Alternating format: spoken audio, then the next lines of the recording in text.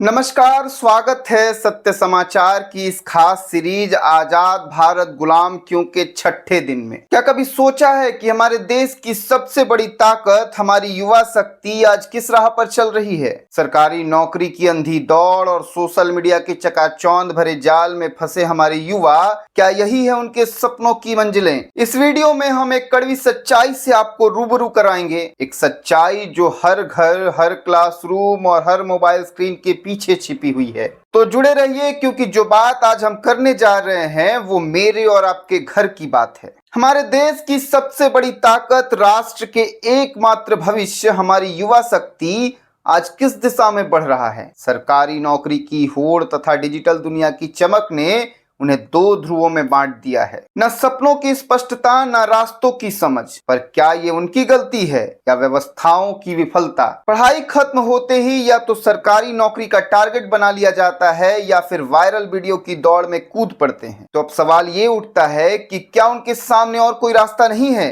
ये सवाल आज हर उस माता पिता के मन में है, हर उस शिक्षक के मन में है और शायद खुद युवाओं के मन में भी, जो अपने भविष्य को लेकर असमंजस में है। भारत में सरकारी नौकरी का क्रेज किसी से छिपा नहीं है। क्यों? क्योंकि ये स्थिरता देता है, सुरक्षा देती है और समाज में एक अलग ही प्रतिष्ठा दिलाती है। प्राइवेट सेक्टर की नौकरियों में नौकरी जाने का डर होता है, काम के घंटे तय नहीं होते, लेकिन सरकारी नौकरी में ये सब नहीं होता। यही वजह है कि लाखों युवा कुछ हजार पदों के लिए दिन रात एक कर देते हैं। सोचिए, केंद्रीय सरकारी नौकरी के लिए औसतन 306 लोग लाइन में होते हैं। उत्तर प्रदेश पुलिस में चपरासी के सिर्फ 62 पदों के लिए 92 लाख आवेदन आए थे। ये आंकड़े बताते हैं कि सरकारी नौकरी पाना कितना मुश्किल है। और तो और पढ़े लिखे युवाओं में बेरोजगारी की दर बहुत ज्यादा है। 2022 में ग्रेजुएट युवाओं में यह दर 29.1% थी, जबकि अनपढ़ लोगों में सिर्फ 3.4%। ये आंकड़े दिखाते हैं कि हमारी शिक्षा और बाजार की जरूरतों के बीच कितना बड़ा फासला है। ऊपर से सरकारी नौकरियों में भ्रष्टाचार और अनैतिक प्रथाओं की खबरें भी युवाओं को निराश करती है। जब मेहनत के बाद भी न्याय ना मिले तो दिशाहीनता स्वाभाविक है। एक तरफ सरकारी नौकरी का सपना है तो दूसरी तरफ डिजिटल दुनिया का चकाचौंध। आज के युवा इन्फ्लुएंसर बनने का सपना देख रहे हैं, वायरल वीडियो बनाकर रातों रात स्टार बनना चाहते हैं। ये इंडस्ट्री 2026 तक 3,375 करोड़ रुपए की होने का अनुमान है। लेकिन इस चमक के पीछे की सच्चाई क्या है? देश में लगभग 45 लाख लोग कंटेंट बना रहे हैं, पर उनमें से 4 से 6 लाख ही नियमित रूप से पैसा कमा पाते हैं। एक नए क्रिएटर को 50,000 रुपए महीना कमाने में 5 से 7 साल का समय लग सकता है, वो भी अगर कंटेंट वायरल हो जाए तब। ये अवास्तविक आकांक्षाएं युवाओं को एक ऐसी दौड़ में धकेल देती है जहां सफलता की संभावना बहुत कम होती है, और जब सफलता नहीं मिलती तो निराश और दिशाहीनता और बढ़ जाती है। ये डिजिटल दुनिया सिर्फ समय ही नहीं खाती, बल्कि हमारे मानसिक स्वास्थ्य पर भी गहरा असर डालती है। स्मार्टफोन और सोशल मीडिया की लत से चिंता, डिप्रेशन, अकेलापन और तनाव बढ़ रहा है। लगातार दूसरों की परफेक्ट जिंदगी देखकर हम खुद को कम आंकने लगते हैं। कहीं कुछ छूट ना जाए, यानी फोमो का डर हमें लगातार फोन चेक करने पर मजबूर करता है। ये सब हमारे दिमाग में डोपामाइन नाम के केमिकल को बढ़ाता है, जिससे धैर्य कम होता है और चिड़चिड़ापन बढ़ता है। बच्चों और किशोरों में तो ये गुस्सा, उदासी और काम में मन ना लगने जैसी शिकायत बढ़ा रहा है। देर रात तक फोन चलाने से नींद खराब होती है और हमारी सोचने समझने की क्षमता, एकाग्रता और याददाश्त पर भी बुरा असर पड़ता है। ये दिशाहीनता सिर्फ युवाओं की गलती नहीं, बल्कि इसके पीछे कई बड़ी वजहें हैं। जैसे हमारी शिक्षा प्रणाली की कमियां।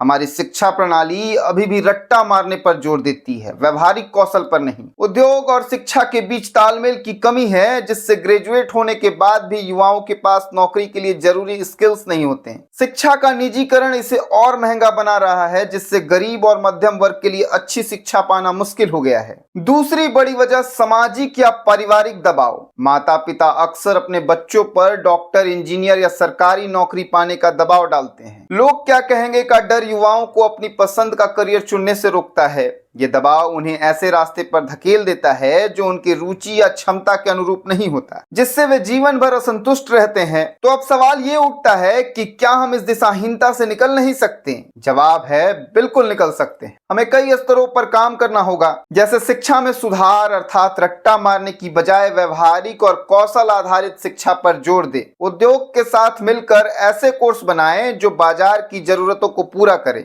सरकारी स्कूलों की गुणवत्ता सुधारे ताकि वे निजी स्कूलों का एक अच्छा विकल्प बन सके। साथ ही उद्यमिता को बढ़ावा देना होगा। युवाओं को सिर्फ नौकरी ढूंढने वाला नहीं बल्कि नौकरी देने वाला बनाएं। स्टार्टअप संस्कृति को बढ़ावा दें, उन्हें वित्तीय सहायता और मार्गदर्शन दें। इसके साथ ही डिजिटल साक्षरता भी जरूरी है। युवाओं को सोशल मीडिया का जिम्मेदारी से इस्तेमाल करना सिखाएं। उन्हें डिजिटल डिटॉक्स के फायदे बताएं कि तनाव कम होता है, नींद अच्छी आती है और मन शांत रहता है। मानसिक स्वास्थ्य सहायता भी देना होगा। युवाओं को मानसिक स्वास्थ्य समस्याओं के बारे में जागरूक करें और जरूरत पड़ने पर पेशेवर मदद लेने के लिए प्रोत्साहित करें। साथ ही पारिवारिक सहयोग भी उतनी ही जरूरी है। माता पिता अपने बच्चों पर दबाव डालने की बजाय उनकी रुचियों और क्षमताओं को पहचानें, उनसे खुलकर बात करें और उन्हें आत्मनिर्भर बनने के लिए प्रेरित करें। हमारे युवा देश की सबसे बड़ी ताकत है। अगर यही दिशाहीन रहेंगे तो देश कैसे आगे बढ़ेगा? ये सिर्फ सरकारी नौकरी या वायरल वीडियो की बात नहीं है, ये हमारे युवाओं के भविष्य, उनकी खुशियों और देश के विकास का सवाल है।